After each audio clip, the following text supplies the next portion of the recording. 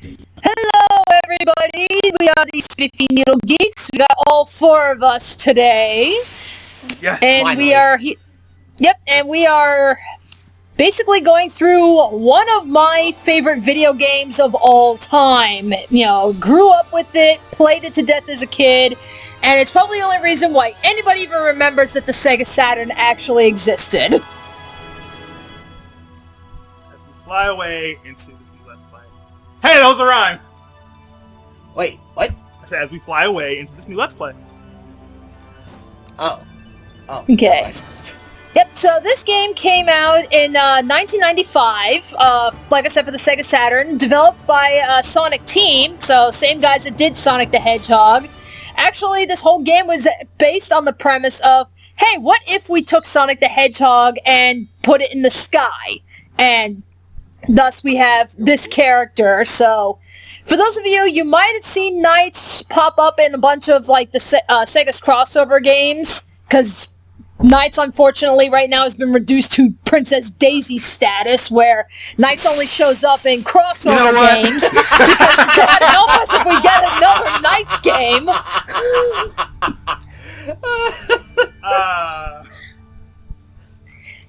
So basic premise, if you've seen Journey of Dreams, like way back in the day on my old channel, similar premise. We've got two stories, two different kids. I'm actually going to be starting this off with this girl here, Clarisse.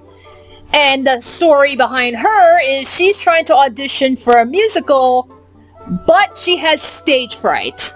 And she's been having nightmares of completely failing this audition. Oh. I guess we're about to see that right now. Yeah. Oh.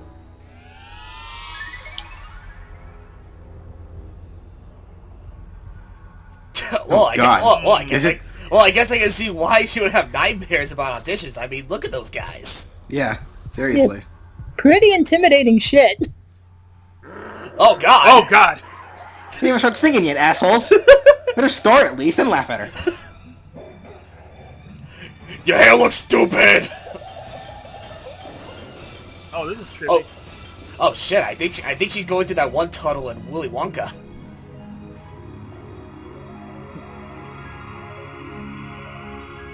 And then she died because she walked into the light. Oh. Alrighty, so just for you guys, because I wanted you guys to have the purest experience, I actually went and deleted my save files for this game. So we are playing this from scratch for you guys. Really? Oh, and shit. Okay, and that's what I do for majority of my Let's Plays. Alright, so Clarissa's first stage, Spring Valley. This is probably the most iconic level in the entire game. Hey guys, remember it's that one casino level in the Knights board of Sonic Adventure 1. Oh, okay, yeah, I remember that. That's where the majority of the people remember this from. So here's the premise on how to. So here's basically what's going on how to play this game. We have to collect those little blue orbs. Those are blue chips. You have to collect 20 of those, and you have to bust that capsule, because in those capsule it's the dream energy known as Idia. And basically, if you recall, at the very beginning of the level, we had 4, but then some Nightmares came and took all of them. So that's basically what we're doing, is we're just trying to get our Idia back. Alright. There's actually a 5th dream energy, and that is actually the Idia of Courage. It is the rarest one. Not everyone has it. But it's a dream energy that basically allows knights to function. So that's why these kids are able to duelize with knights. That's why NiGHTS is able to escape that little temple prison that he was in before. It's all because of this dream energy. Alrighty. And if you're wondering why am I just going around in a circle, yeah, this game actually you get graded after you go through each course, and the higher points you have, the higher the grade. So if you want to get an easy A on these levels, just keep running this course over and over and over again to max out as much points as you can. Like you'll I see totally here. imagine you have to do this until boom, time hey. runs out. Yeah, if time does run out, Knights and Clarisse will separate, and depending on whether you've got the idiot or not, Clarisse will have to finish the course by herself. So it's like, if you don't have the idiot, she has to actually walk on the ground, jump around, and collect blue chips, and then get to the idiot capsule, and then get to Knights as fast as possible before an egg timer will come and wake her up. Oh. That's usually not so much of an issue. I mean, you can easily get through these courses without worrying about time, provided if you know what the fuck you're doing, like I do. Right. But, but yeah, that's just pretty much what I'm doing, because in order to get access to the final stage, you have to complete the previous Dream Worlds with a C grade or higher. So, again, that's why I'm running around in circles, even when I've got the idiot in tow, just because I want to make sure I get that high grade. Alright. Right. That makes sense. I remember playing this game, like, quite some time ago. When I say quite some time, I mean, like, how many years? Maybe 2-3 years ago? And it was actually thanks to you that I got this game. Yeah, it was 2 years ago because, I probably should have mentioned this. The version of Knights that I'm playing, this is a version that came out a couple of years ago. It's actually a port of a Japanese anniversary game. Because, Japan got an anniversary version where it's like, oh, we remade Nights into Dreams, but we did it in HD. We never got this game until about a couple of years ago. And that's the version that I'm playing now. Acrobatics. Oh yeah, this is when they released this game for both the PS3 and the 360, if I recall Yes. correctly. Yes. And, if you're wondering what the hell was going on with that loop, so if you come across a loop that's got, like, that blue and yellow one, you'll see that ribbon. Press the trigger buttons and do some paraloops, and, that allows you to do acrobatics. The more you do, the more points you get. Okay. Nice. That's like, they're really pushing for you to get these points. Yeah, this game is entirely point-based, unlike its sequel where they fixed it and made it more about getting through everything as quickly as possible, because, I mean, this is so easy to exploit. Right. I mean, this is like sickeningly abusive. Marvelous Night. We haven't seen much of Knights as of recent. No, pretty much ever since Journey, and because I guess, Journey wasn't as well received as people, I guess, were kind of hoping. So they were just like, we're not going to make another Knights game, and that's why I said he's pretty much been reduced to Princess Daisy status. But at least he's still acknowledged. Well, he, she, There we go. it. Knights. It's an androgynous non-binary character. Yeah, and Sega deliberately designed Knights to be androgynous. Technically every dream inhabitant, so all the little guys that we've been fighting, these little Nightopian fairy creatures that we keep running into, the bosses, they all technically have no genders. It's weird though, just because there are some that you will see, they clearly register as male or register as female, but Knights, they deliberately made Knights as androgynous as possible for the sole purpose of, we'll let the player decide on what they believe Knights' gender is, because there really is no right or wrong answer. Wasn't it explained at some point where it's like, oh, depending on like who's dreaming and is in the world of dreaming Knights, like how the male character or the female character is the world of dreaming Knights, like it's represented in that image. That's more so in Journey of Dreams, not so much in this one.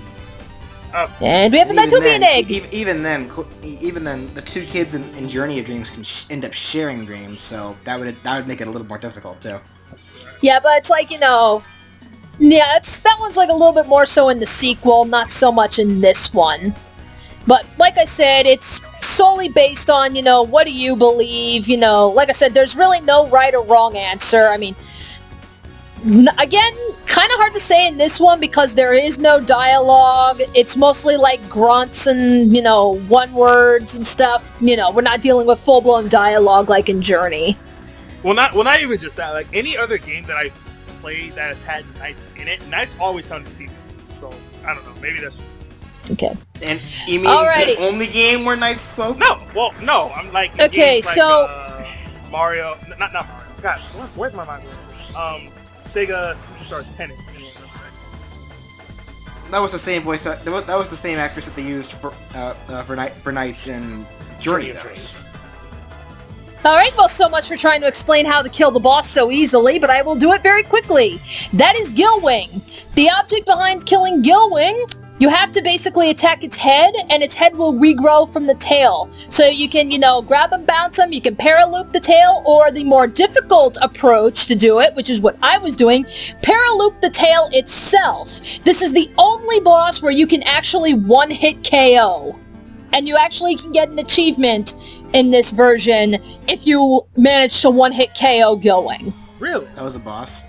Yeah, that's a boss. I killed it that fast because I was attacking the tail. Okay. It is very difficult. It was very difficult to do because Gilwing, when he flies up and down, he takes the tail with him. Okay, I see. So, yep. So now... I just got those. Yep, so... Second World, Mystic Forest. There goes the idiot. Yep, and there's already a courage, and we go back to Knights, and off we go. It's the rarest idia according to Knight's lore, yet they never think to snag that one. They can't. They physically can't. Okay. That's actually, I think that was explained actually in the Japanese manual. Like, not only is it the rarest, but it's that strong that they physically cannot get it. Okay. So it's like, this is why, the nightmares and everything, they probably would have conquered, this, dream world. It's called NiGHTS. They would have conquered NiGHTS had Knights not run into these kids with the red dream idia, and that's basically their downfall.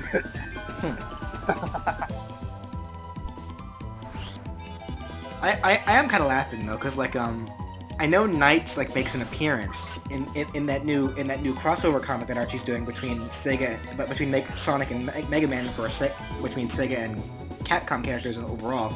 Wait, there's another Knights comic? Well, no. It's not a Knights comic. It's a Sonic and Mega Man crossover comic.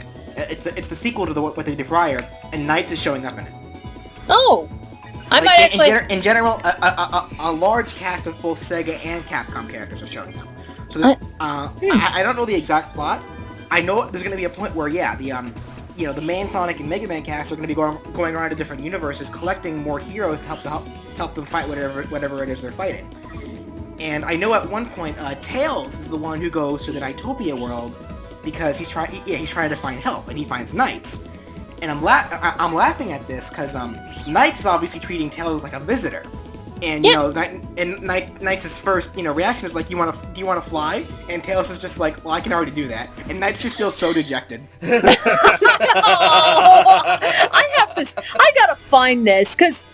Funny story, now that you actually bring up Archie comics and everything, Archie, they actually did make a Knights comic adaptation. It's not good. Oh, really?